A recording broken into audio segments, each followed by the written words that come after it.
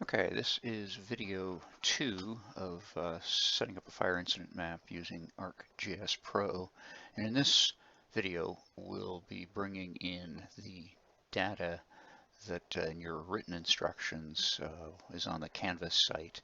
And then from that, we'll set up a folder and bring the data in and do some other fun stuff.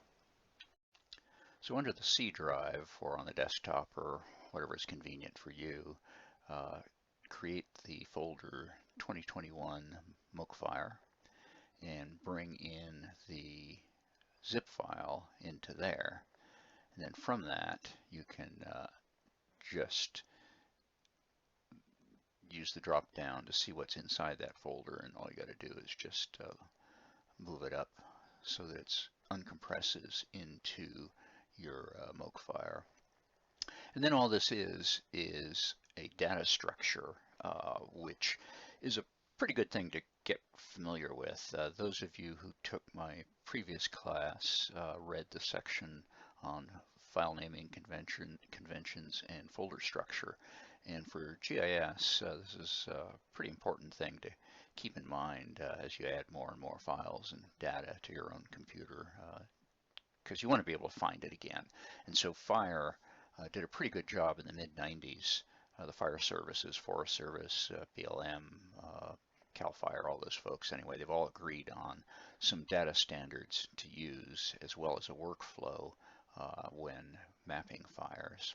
And so I'm pretty much using their structure. They've actually changed it some now that they're going online, but this is a pretty good structure to use just to see how to best organize files, not only for fire, but just for all your GIS data.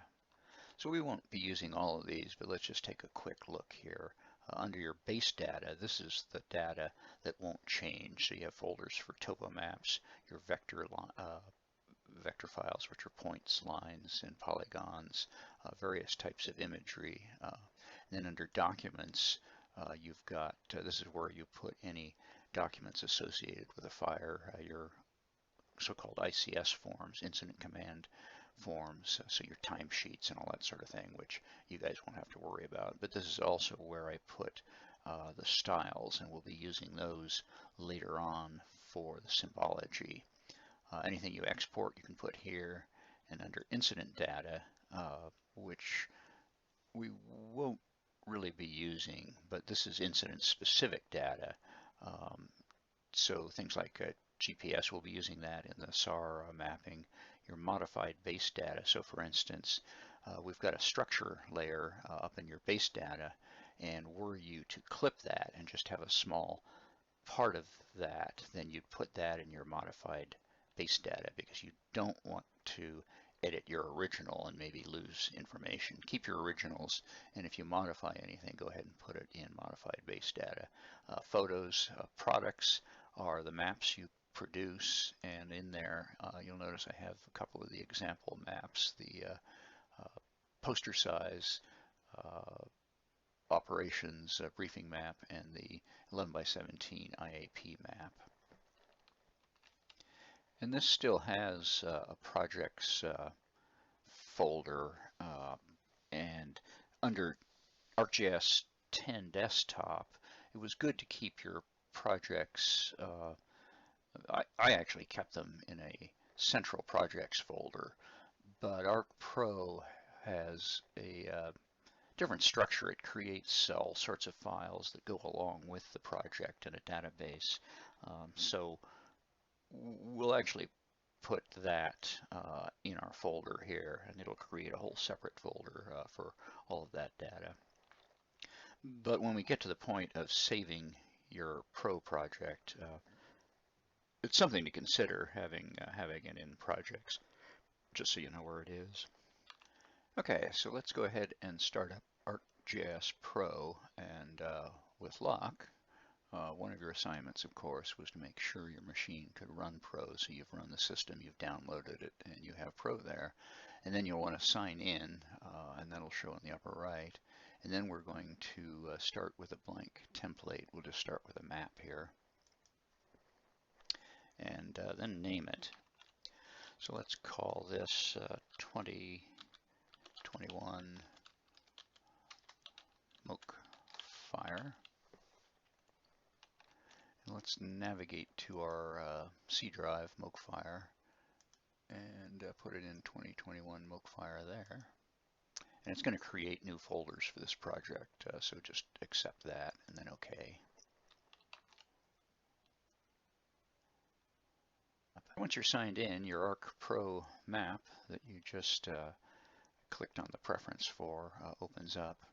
And the first thing we're going to do is open your catalog on the far right pane here and click it into place with a little pin.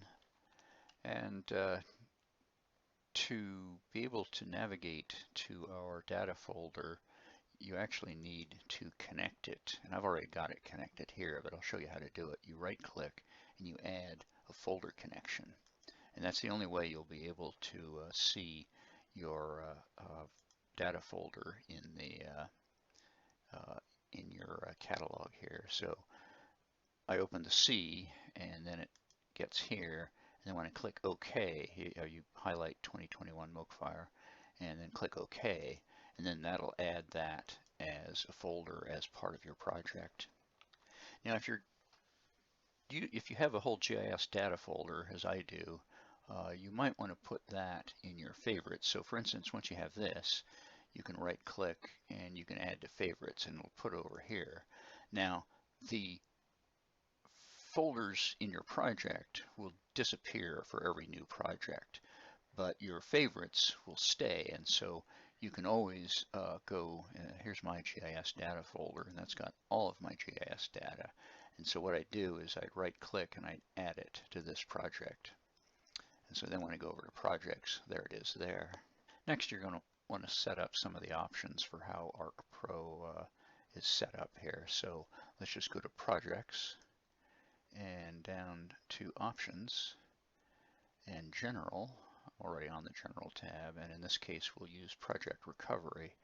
Now Arc Pro can set up a backup every X number of minutes here, so make sure that's checked and set it for anywhere between 3 and 7 or 8 minutes. It's actually a pretty stable program nowadays, but things do happen, and if it crashes, you don't want to lose all of your data.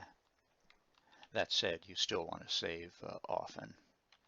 Next, let's go to editing. And in this case, the default is usually automatically save edits. Now in my case, that just drives me buggy. A little reminder keeps coming up to when you're in editing to save your edits. And so I get rid of that. And I check enable and disable editing from the edit tab. And what that does is it puts a icon when you're in edit mode to turn on and off editing. And that's pretty useful. I like that there. And then you run through the others. Save edits when saving projects is a good idea, and some of the other stuff here. As you get more experience, you'll have your own personalized, customized settings that you might want. But for the moment, let's just do those two basics here. And then the left arrow here in the upper left corner sets you back on your map. Okay, that's the end of this video. I'm trying to keep them shorter in this series into bite-sized little chunks. And in the next set, we will start setting up our feature classes, domains, and then we'll start actually creating a map. So see you in video 3. Thanks.